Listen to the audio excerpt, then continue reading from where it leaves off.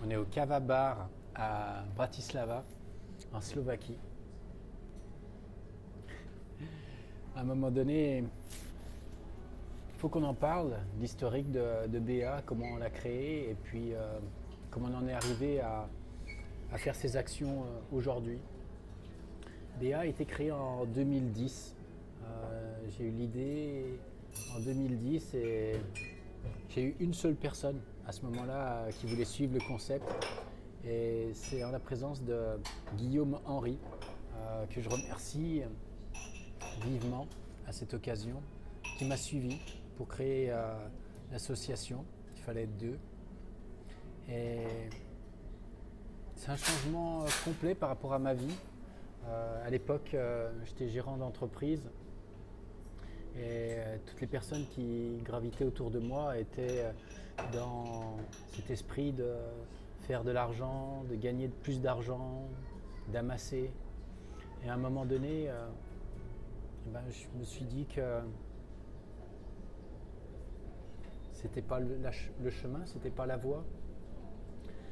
Que notre système économique, on avait besoin d'autre chose, qu'il fallait mettre en place d'autres outils pour pouvoir représenter au mieux des idées qu'on voulait voir surgir, développer et puis grandir. Et pour ce faire, c'est les associations humanitaires qui vont pouvoir les relayer sur un plan national, international et surtout local.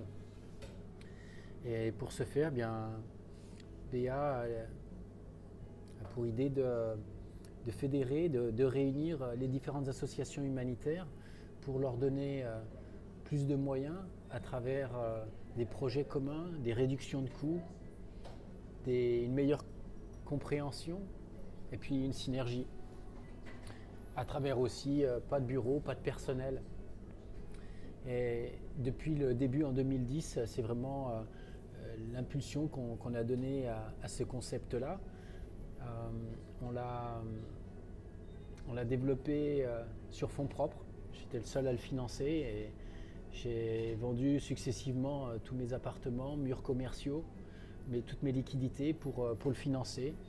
Je voulais absolument le faire sur fonds propres au tout début pour justement pouvoir être le seul à assumer les frais, les dépenses qui étaient engagées, sachant que c'était des concepts qui étaient novateurs, notamment des concepts économiques que je voulais également tester. Et puis, au plus fort de l'association, on s'est retrouvé à une centaine de bénévoles, développeurs, investis dans plus de 12 pays, qui ont relayé leurs actions auprès encore d'autres personnes tout autour d'elles. À un moment donné, on imprimait plus de 100 000 autocollants. On avait à peu près 28 000 commerces qui étaient fédérés. Oui, 100 000 autocollants par mois. Et grâce à ces autocollants, on a aidé, on a financé beaucoup de projets individuels. Notamment, je me rappelle, en Argentine, une mère célibataire qui, pour la première fois, a pu offrir des cadeaux pour Noël à chacun de ses 5 enfants. Donc ça, c'était vraiment magnifique. Un autre, lui, il a pu faire soigner son cheval alors qu'il était à 2 doigts d'être euthanasié. Il a pu payer les frais de vétérinaire. Un autre, il a pu s'acheter un vélo pour pouvoir aller travailler parce qu'il avait trouvé l'emploi mais il n'avait pas de moyens de locomotion. Et puis sur encore une note plus émotionnelle, on a une jeune étudiante en Roumanie qui était à quelques jours de la fin de pouvoir payer ses droits d'inscription à la fac et qui avait émis la décision de se prostituer pour pouvoir les payer. Et grâce aux autocollants, elle a pu conserver sa dignité et puis financer l'intégralité de ses frais de scolarité. Ça, c'était en 2011. Donc ça fait du bien au cœur. Ça fait du bien au cœur de voir que juste avec un autocollant et des concepts qui sont autour, on a pu aider des personnes à avoir des choix de vie, des options. Voilà, c'est ça, des options. Pouvoir affirmer qui elles sont et de pouvoir garder leurs valeurs et pouvoir les partager avec d'autres. Alors oui, des projets, il y en a eu des milliers qui ont été financés sur des tailles petites ou plus grandes. Il y a eu des concours également. J'ai mis en jeu ma voiture. J'avais acheté une voiture pour mon anniversaire et je l'ai offerte au meilleur développeur un an après, jour pour jour, le jour de mon anniversaire, pour le développeur qui avait réalisé le plus d'actions pour l'association. Alors des projets, des concours, des challenges, des défis, il y en a eu plein. On pourra revenir en détail là-dessus. Après, pour ce qui est de mon parcours à titre personnel, puisque vous allez forcément me poser ces questions-là aussi, eh bien, à l'âge de 17 ans, j'étais en première S, en scientifique, en France, au lycée des Glières à Annemasse, et j'ai décroché une bourse pour partir une année aux États-Unis, dans un lycée américain en immersion complète. J'y suis allé, j'ai décroché mon bac là-bas, j'étais pris dans une école d'ingénieur, j'ai décidé de revenir en France, de passer mon bac en France, bac S, et puis de partir sur des classes préparatoires HEC que j'ai suivies au lycée Berthollet à Annecy. Suite à ça, j'ai décroché sur concours mon entrée à l'école supérieure de commerce de Chambéry. J'en ai profité avec le directeur, M. Guy Marmet à l'époque, eh bien, pour négocier le lancement de l'alternance à l'école supérieure de commerce de Chambéry. Il voulait le mettre en place l'année d'après. Je lui ai demandé de le faire une année plus tôt. J'étais le premier à essuyer les plâtres et j'ai adoré ça. Maintenant, c'est devenu, ça fait partie du groupe INSEC et l'école du groupe INSEC à Chambéry. Maintenant, ils ont 1500 personnes, 1500 étudiants par année en alternance à l'école. Donc j'aime que les projets dans lesquels on s'investisse, eh bien, ils puissent être pérennisés et puis grandir par rapport à tout ça. Donc ça, c'est bien. Sinon, j'étais directeur d'agence bancaire pour Société Générale, analyse de risque pour BNP Paribas. Et puis, sinon, j'étais enseignant en BTS, en force de vente, et puis également prof de comptabilité. À côté, je faisais du karaté en compétition. Mon plus beau combat, c'était contre le champion d'Europe, que forcément j'ai perdu. Il allait tellement vite, je ne voyais rien venir. Et j'ai pourtant adoré, c'était vraiment très stimulant pour moi. Sinon, j'ai eu une entreprise de bâtiment, tout corps d'État, avec une dizaine de personnes qui étaient investies dans le projet.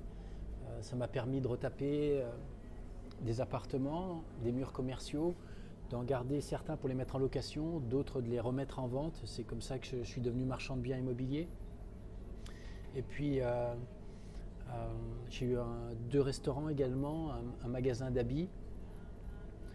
Et ensuite,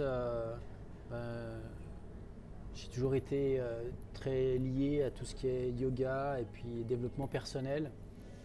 Donc à un moment donné, eh bien, j'ai été attiré également pour aider les autres. Et c'est en ça que j'ai passé les 10 dernières années à travailler en tant que thérapeute. Et ça m'a amené à voyager beaucoup, 10 années à l'international, que ce soit sur le continent américain, au Canada, et puis en Inde. Et puis également, j'ai passé 5 années récemment en Australie. Après ce choix de l'association pour Be an Act, eh bien, oui, j'ai été jusqu'à mon dernier centime dans les années 2010. J'ai utilisé toute ma trésorerie. J'ai vendu successivement mes appartements, mes murs commerciaux. Et puis, à un moment donné, eh ben, j'ai dû arrêter parce que j'avais plus de trésorerie. Alors, au vu des événements liés à l'Ukraine, eh bien, j'ai choisi de reprendre le flambeau et puis cette fois-ci de le faire différemment. Le faire différemment, à savoir que je suis parti avec 40 € cette fois-ci. J'ai lancé, c'était le 3 mars, donc c'était une semaine après les événements liés à l'Ukraine. Et là j'ai dit ok, on monte au créneau là. Donc je suis redescendu sur Narbonne, j'étais voir Guillaume Henry, donc qui a créé l'association avec moi, et je lui ai dit voilà, je relance l'association, on change le logo, on passe aux couleurs de l'Ukraine. Dans la foulée, j'ai été voir l'imprimerie Candela à Narbonne, qui nous suit depuis le début du projet, en 2010. On les appelle la Forge, c'est le forgeron, puisqu'en fait, ils nous impriment tous nos supports publicitaires. Et c'est plus qu'impressionnant quand vous voyez la machine qui tourne. Je vous montrerai des vidéos. Et là, à partir de là, c'était parti, quoi. On a lancé le concept des autocollants de nouveau. Là, dans les prochains jours, on va les avoir imprimés. Et puis derrière, il y avait toutes les actions avec l'opération C'est moi 1000K pour les enfants. Les enfants, effectivement, sur un plan humain, c'est désastreux ce qui peut arriver si on ne s'en occupe pas et si on ne fait pas quelque chose maintenant pour eux. Et puis, effectivement, la sucrerie, c'est pas très bon pour les dents. Par contre, je préfère voir un enfant manger des sucres en ce moment plutôt que d'avoir à suivre un traitement plus lourd en médicaments par la suite. Donc si on peut s'en occuper tout de suite et de faire quelque chose maintenant, eh bien c'est maintenant qu'il faut enrayer tout ça. Et puis il faut que ça s'arrête. Il faut que ça s'arrête, l'Ukraine. Et puis bien sûr, l'Ukraine c'est un projet, mais il y en aura bien d'autres derrière. Et je compte sur vous, parce que tout seul, on n'y arrivera pas. L'idée c'est effectivement qu'on n'est qu'une goutte d'eau. Hein. On n'est qu'une goutte d'eau dans 50 ans, dans 100 ans. Il ne restera plus rien de nous, hormis une graine qu'on aura pu planter dans le sol, qu'on aura pu faire germer et qui elle-même aura porté des fruits. Une goutte d'eau qui, associée à d'autres gouttes d'eau, crée des vagues. Et puis ces vagues, elles-mêmes, elles créent un mouvement. Et à un moment donné, eh bien, ça crée une direction, ça crée un changement, ça crée un changement de conscience. On a passé les 2 dernières années avec le Covid à se remettre tous en question, à être confinés chez soi, à pondérer le plus, le moins, à faire le bilan de notre vie, de nos différentes actions, savoir ce qui était essentiel pour nous. Et puis à un moment donné, on s'est tous dit qu'on voulait agir. Et on a vu qu'on a passé beaucoup de temps sur TikTok et les réseaux sociaux, certes, devant Netflix aussi.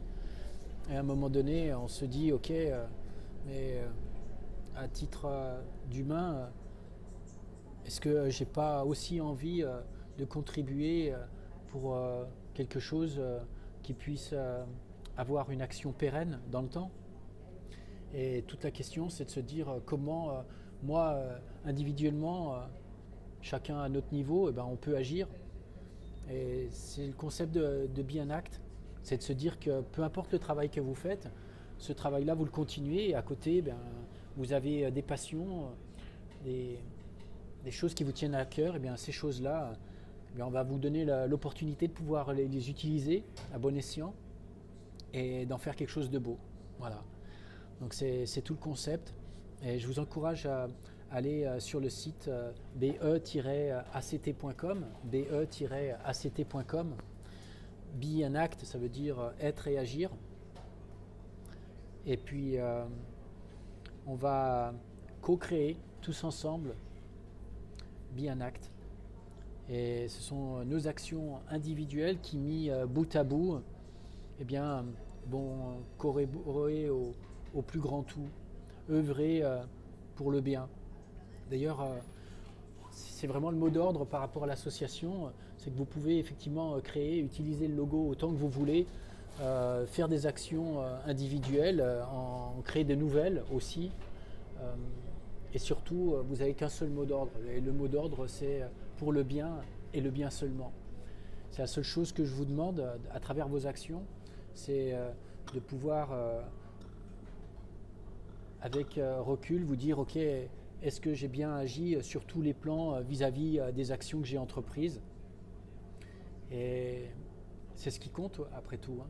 C'est l'exemple qu'on donne aux autres. Quand on marche dans la rue et qu'on ramasse 3 papiers par jour pour un défi qu'on appelle le défi J'aime mon quartier, eh bien, si on le fait ça pendant 7 jours, on ne ramasse pas les papiers dans la rue pour que les autres nous regardent. On le fait parce qu'on voit qu'il y a 3 papiers par terre et qu'on a envie de les ramasser. On n'est pas là pour regarder s'il y a des gens qui nous regardent ou qui nous prennent en photo quand on le fait. On le fait parce que c'est la bonne chose à faire, quoi. Dans d'autres pays, c'est une culture. Les villes sont super propres. Vous allez vous promener en Suisse, par exemple, sur les quais à Genève. Eh bien, pour eux, c'est inconcevable de laisser un papier traîner. Et cet état d'esprit, eh bien, qu'on retrouve d'un pays à un autre, les valeurs d'un pays à un autre, eh bien, l'idée, c'est de se dire, OK, chaque pays a ses propres valeurs, ses propres coutumes, et puis surtout ses super actions. Et si on peut imaginer que dans un monde que l'on co-crée ensemble, eh bien, on puisse reprendre toutes les valeurs unitaires de chaque pays, de chaque personne qui sont bénéfiques, et on les met bout à bout, eh bien, je pense que on s'endormira ce soir avec du baume au cœur. Et c'est ce que je vous souhaite à tous. C'est Gilbert Zanaria pour BEA. Encore merci et à très bientôt. Au revoir.